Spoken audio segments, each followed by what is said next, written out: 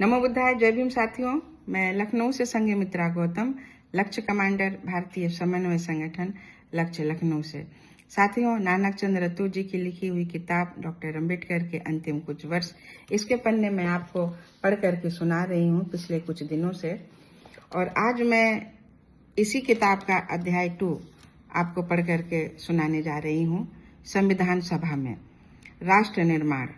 British शासन से भारतीयों के हाथों में अधिकारों के स्थानांतरण के बाद कांग्रेसी नेताओं ने इच्छा प्रकट की कि असाधारण क्षमताओं के धनी डॉक्टर अंबेडकर से पुनः संपर्क साधा जाए, ताकि उनके प्रकृति प्रदत्त गुणों व तीव्र मेधा का राष्ट्र निर्माण में सदुपयोग किया जा सके और कठिनाई से प्राप्त की गई नई स्वतंत्रता को संरक्षित किया जा सके। अत्यधिक मान मनोबल और प्रशंसा के भाव से उन लोगों ने इस मामले पर विचार विमर्श किया, प्रायः एक दूसरे पर फोन से वार्ता करते हुए कि डॉक्टर अंबेडकर को मंत्रिमंडल में शामिल कर लिया जाए। तब पंडित जवाहरलाल नेहरू ने डॉक्टर अंबेडकर को अपने कक्ष में बुलाया और पूछा कि क्या वे मंत्रिमंडल में विधि मंत्री का पद स्वीकारेंगे।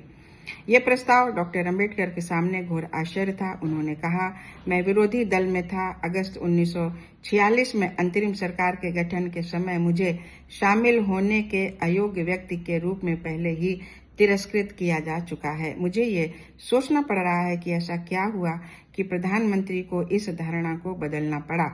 मुझे संदेह था, मेरी समझ में नहीं आता था कि मैं उन लोगों के साथ कैसे चल पाऊंगा जो कभी भी मेरे मित्र नहीं रहे।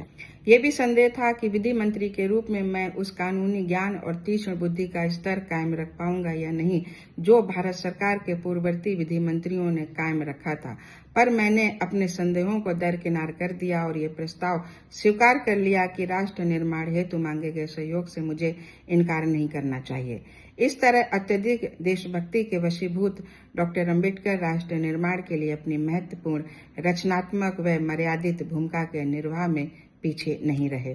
उन्होंने तत्कालीन परिस्थितियों से ऊपर उठकर विगत कलह को भुलाकर पंडित जवाहरलाल नेहरू को हार्दिक रूप से सच्ची सहमति दी, क्योंकि राष्ट्र की सेवा उनके हृदय में सर्वोपरि थी।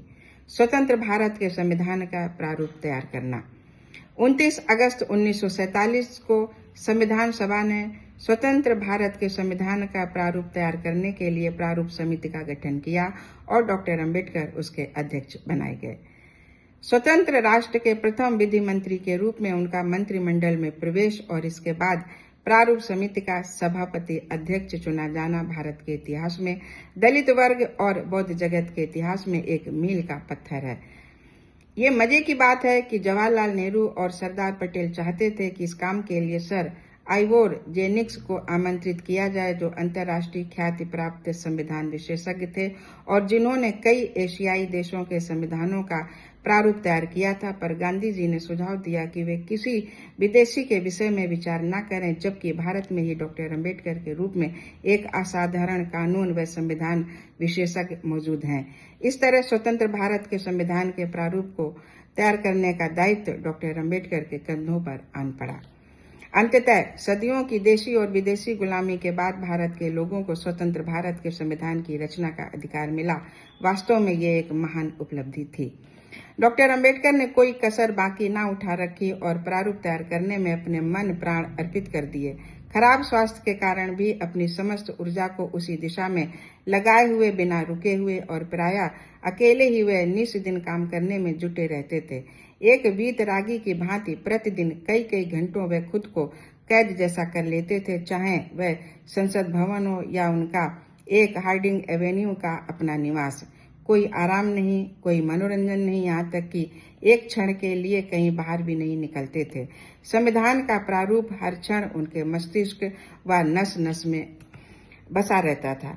वास्तव में प्रारूप समिति पर संविधान सभा द्वारा लिए गए निर्णयों के आधार पर संविधान निर्माण करने की जिम्मेदारी सौंपी गई थी। संविधान सभा अपनी विभिन्न समितियों यथा संघीय ऊर्जा समिति, संघीय संविधान समिति, प्रादेशिक संविधान समिति, मौलिक अधिकारों की सलाहकार समिति, अल्पसंख्यकों व आदिवासी क्षेत्रों की सलाहकार समिति आदि द्वारा प्रस्तुत रपटों के आधार पर निर्णय लेती थी। संविधान सभा ने यह भी निर्देश दिया कि कुछ मसलों पर भारत सरकार के एक्ट 1935 के प्रावधानों को लागू किया जाना चाहिए। अलावा उन बिंदुओं के जो डॉक्टर अंबेडकर के 21 फरवरी 1948 के पत्र में संदर्भित है। इस पत्र में उन्होंने प्रारूप समिति के परामर्शों के आधार पर कुछ बदलाव व विकल्पों का उल्लेख किया था। इस तरह प्रारूप समिति ने पूरी विश्वसनीयता के साथ निर्देशों को अंजाम दिया। 4 नवंबर 1948 को डॉक्टर अंबेडकर ने प्रारूप समिति द्वारा तैयार प्रारूप संविधान को संविधान सभा के समक्ष प्रस्तुत किया। उन्होंने उसी दिन उस पर विचार करना प्रस्तावित किया। ऐसा करते समय न केवल उसकी खास विशेषताओं की ओर ध्यान आकर्षित किया, बल्कि इसमें रह गए क्षेत्रों की भी विस्तार से समालोचना की। डॉक्टर अंबेडकर ने प्रस्ताव किया, संविधान जैसा कि प्रारूप समिति ने तैयार किया पारित किया जाता है, और तब इसे डॉक्टर राजेंद्र प्रसाद, जो संविधान सभा के अध्यक्ष थे, के समक्ष उनके मत हेतु प्रस्तुत कर दिया गया। जबरदस्त सम्मान और प्रशंसा। संविधान को स्वीकृत करने के प्रस्ताव का समर्थन करते हुए समस्त संविधान सभा हस्तातिरेक से प्रफुल्ल थी। विभिन्न समुदायों और संस्थाओं के प्रवक्ताओं ने एक के बाद एक शानदार टिप्पणियां की और डॉक्टर अंबेडकर को उनके स्पष्ट, सुयोग्य, सुव्यवस्थित वक्तव्य तथा अत्यंत बुद्धिमत्ता से किए गए संविधान की व्याख्या के कारण उनकी जबरदस्त प्रशंसा की। संविधान का प्रारूप तैयार करने जैसे भारी व दुरूह कार्य को जिस श्रमशीलता, बुद्धिमत्ता और मेधावी गुणों के साथ संपन्न किया गया, उसकी भूरी भूरी प्रशंसा की और कृतज्ञता ज्ञापन किया। डॉक्टर पंजाब राव देशमुख ने संविधान पर डॉक्टर अंबेडकर के शानदार कार्य संपादन और प्रभावशाली भाष्य पर संतोष व्यक्त करते हुए कहा कि यदि डॉक्टर अंबेडकर को अवसर मिलता तो वे संविधान को संभवतः एक अलग रूप प्रदान करते। प्रस्ताव लंबी तालियों की गड़गड़ाहट के साथ स्वीकृत हुआ। राष्ट्रपति ने इस पर हस्ताक्षर करके प्रमाणिक बना दिया और ये कानून बन गया, जो तुरंत ही प्रभावी हो गया। संविधान सभा और प्रारूप के कुछ चुनिंदा सदस्यों के भाषणों के सारतत्व, भव्य सम्मान व प्रशंसा की उद्घोषणा करते हैं कि प्रत्येक व्यक्ति इस बात से कायल हुए बिना नहीं रह सकता कि डॉक्टर अंबेडकर ही भारतीय संविधान के प्रमुख शिल्पी और जनक के सम्मान के अधिकारी हैं। एम अनंत शयनम आयंगर, सभी विचारधाराओं के नेता यहाँ उपस्थित हैं। यहाँ तक कि डॉक्टर अंबेडकर भी, जो महज देखने के लिए यहाँ आए थे, ने संविधान निर्माण में अग्रणी भूमिका निभाई और वे इसके प्रमुख शिल्पियों में से हैं जिसे हम पारित कर रहे हैं। वही व्यक्ति जो शक करता था और आलोचना करता था, अंततः संविधान निर्माण का प्रभारी बना और उसकी रचना की। मैं उन्हें और आप सभी को बधाई देता हूँ उस सौहार्द के लिए जो उन्हें दिया गया और उस पर उनकी प्रतिक्रिया के लिए भी। अंततः निकट आकर ही हम एक दूसरे के विचारों को ठीक से समझ सकते हैं। जितना ही हम दूर रहते हैं, हम छोटी छोटी मत विभिन्नता को बड़ा बना लेते हैं। यदि संविधान ने उस मंतव्य के अनुरूप कार्य किया जैसा कि उसे रचा गया है, तो हम निश्चित ही दुनिया के अग्रणी देशों में होंगे। तो साथियों, इसका आगे का वीडियो मैं बनाऊंगी, तब तक आप इंतजार करें। जय भीम, नमो बुद्धाय।